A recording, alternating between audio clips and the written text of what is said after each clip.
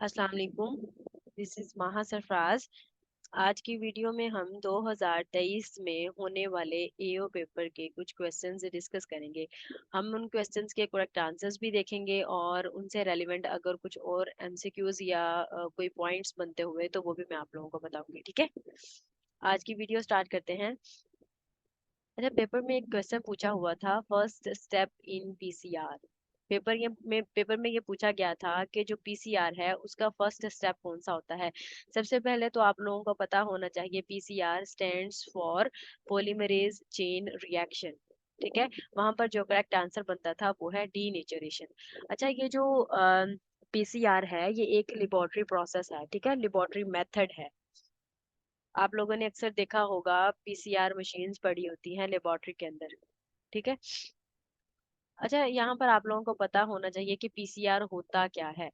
तो आप लोगों ने याद रखना है कि पीसीआर जो है ये एक लेबोरेटरी मेथड है और इसको डीएनए के स्पेसिफिक पीस के की मल्टीपल कॉपीज बनाने के लिए यूज किया जाता है।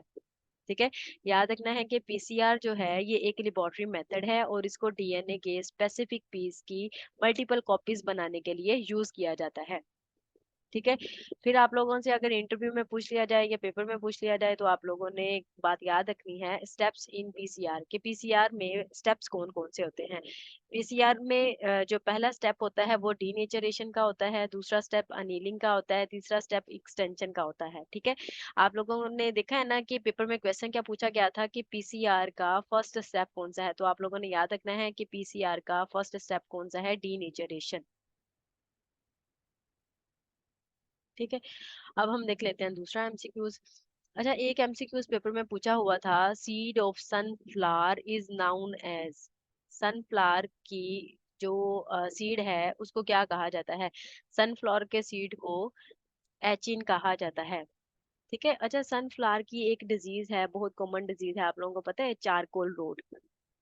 ठीक है, याद रखना है कि सनफ्लावर की एक बहुत इंपॉर्टेंट डिजीज है, वो है चारकोल रोड। अच्छा, इसके अलावा आप लोगों को यहाँ पर एक और बात पता होना चाहिए कि जो सनफ्लावर है उसके हेड को क्या कहा जाता है। सनफ्लावर के हेड को कैपिचुलम कहा जाता है। ठीक है, head of sunflower is called capitulum. ये भी याद रखना है, ये भी पेपर के अंदर पूछा गया था एमसीक्यूज। ठीक है, नेक्स्ट एमसीक्यूज देख लेते हैं।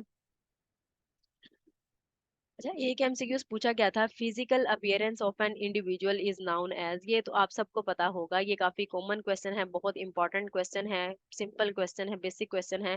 Physical appearance of an individual is known as phenotype. ठीक है, अच्छा, आप लोगों को ये भी यहाँ पर पता होना चाहिए कि जीनोटाइप क्या होता है। जीनोटाइप जो है इसके बारे में आप लोगों ने याद रखना है, genotype refers to the genetic makeup of an individual. याद रखना है, जेनेटिक जीएम, जीएम से याद रख लें, genetic makeup of an individual is known as genotype. ठीक है, और फिनोटाइप क्या होती है, physical appearance of an individual. ये बहुत क्वेश्चन पेपर में पूछा जाता है, ये आप लोगों ने याद रखना है। जो फिनोटाइप है वो है physical appearance of an individual, जो जीनोटाइप है वो है genetic makeup of an individual. Next MCQs देख लेते हैं।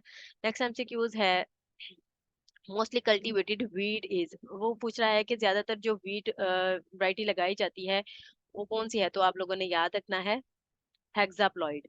ठीक है, यहाँ पर आप लोगों को एक और बात पता होना चाहिए कि जो वीट है इसका बोटेनिकल या साइंटिफिक नेम क्या है। इसका साइंटिफिक नेम है ट्रिटिकम एस्टिवम।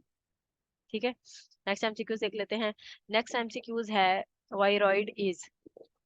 ये बहुत इंपॉर्टेंट क्वेश्चन है, आप लोगों ने याद रखना है कि वायरॉइड जो है ये एक इन्फेक्शियस मॉलिक्यूल या फिर पार्टिकल होता है। ठीक है, वहां पर जो करेक्ट आंसर बनता था वो मैं आप लोगों के साथ शो कर देती हूँ। वो था स्मॉल सर्कुलर आरएनए मॉलिक्यूल। आप लोगों ने याद रखना है कि वायरॉइड जो है ये स्मॉल सर्कुलर आरएनए मॉलिक्यूल होता है। ठीक है, वायरॉइड, और जो वायरॉइड है याद रखना है ये एक इन्फेक्शियस पार्टिकल या फिर मॉलिक्यूल होता है। ठीक है, अच्छा, यहाँ पर आप लोगों को एक और बात मैं बता देती हूँ, विरियोन क्या होता है, VIRION।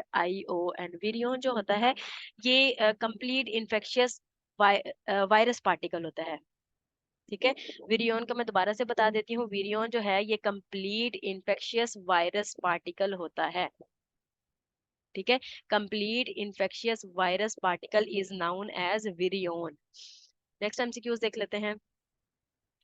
नेक्स्ट एमसीक्यूज है vitamin C is known as, ये बहुत दफा मैं आप लोगों को बता चुकी हूँ और मेरी पिछली वीडियोस में भी हमने ये डिस्कस किया था। Vitamin C is also known as ascorbic acid. ठीक है। अच्छा, एक और बात आप लोगों को पता होना चाहिए, vitamin A is also known as retinol. ठीक है, vitamin A is also known as retinol. Next MCQs देख लेते हैं। नेक्स्ट एमसीक्यूज है physical treatment of seed coat to break dormancy is known as. ठीक है, उन्होंने ये कहा था कि अगर हमने सीड की डोरमेंसी को ब्रेक करना हो और अगर हम उसकी सीड कोड की फिजिकल ट्रीटमेंट करते हैं तो इस मेथड को क्या कहते हैं? इस मेथड को कहा जाता है स्कैरिफिकेशन। अच्छा, यहाँ पर मैं आप लोगों को एक बात बताती हूँ। सीड की डोरमेंसी को ब्रेक करने के लिए दो बहुत इंपॉर्टेंट मेथड्स यूज होते हैं। उनमें से एक है स्कैरिफिकेशन और एक है स्ट्रेटिफिकेशन।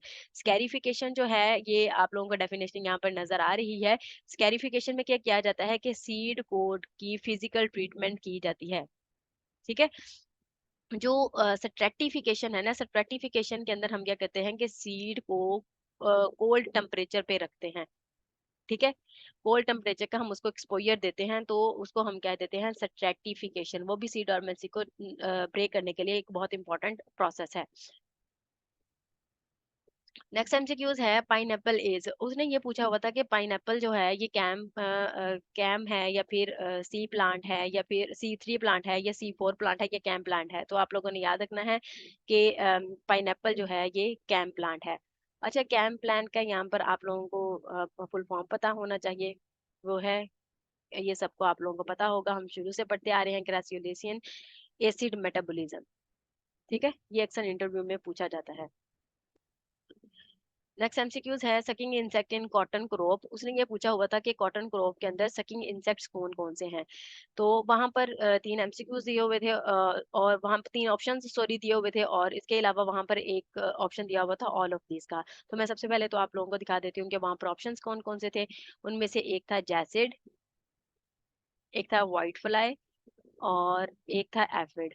ठीक है, तो वहां पर जो करेक्ट आंसर बनता था वो था ऑल ऑफ दीज। क्योंकि याद रखना है कि कॉटन क्रॉप के सकिंग इंसेक्ट्स जो इंपॉर्टेंट कौन कौन से हैं, जैसिड है, व्हाइट फ्लाई और एफिड। अच्छा, आजकल जो अभी कॉटन लगी हुई है डिजिकान वाली साइड पे, वहां पर जैसिड का और व्हाइट फ्लाई का काफी जो है अटैक हुआ हुआ है। ठीक है, याद रखना है कि कॉटन क्रॉप के सकिंग इंसेक्ट्स की अगर एग्जांपल्स आप लोगों से पूछ लेते हैं इंटरव्यू में या फिर आप लोगों से पेपर में पूछ लिया जाता है तो आप लोगों ने याद रखना है jassid, aphid and white fly. Next MCQs देख लेते हैं। नेक्स्ट एमसीक्यूज उन्होंने पूछा हुआ था कि ये जो सीसम है प्लांट है ये कौन सा प्लांट है। उन्होंने पूछा था कैम प्लांट है, C4 प्लांट है, C3 प्लांट है। तो आप लोगों ने याद रखना है सीसम इज C3 प्लांट।